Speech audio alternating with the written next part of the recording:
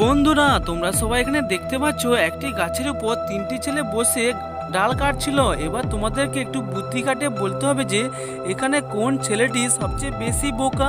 তোমরা যদি উত্তরটি গেস করতে পারছো তাহলে এখন একটি কমেন্ট করে জানিয়ে দাও। তার জন্য তোমাদের কাছে মাত্র 5 সেকেন্ড সময় রয়েছে।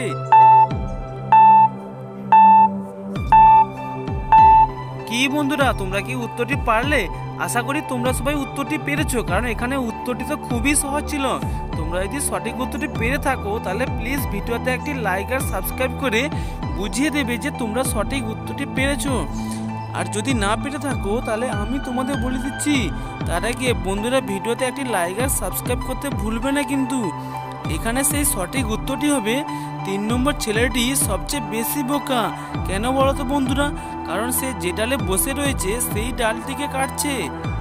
এবারে তোমরা এই ছবিটিকে খুব মন দিয়ে দেখবে। তোমরা সবাই এখানে দেখতে পাচ্ছ এখানে একটি মানুষ খুন হয়ে মাটিতে পড়ে রয়েছে।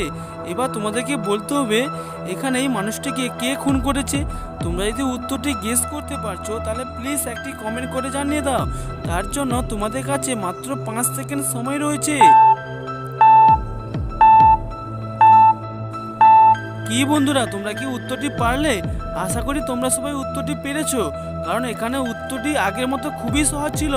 তোমরা যদি সঠিক উত্তরটি পেরে থাকো তাহলে প্লিজ ভিডিওতে একটি লাইক আর সাবস্ক্রাইব করে জানিয়ে দেবে যে তোমরা সঠিক উত্তরটি পেরেছো।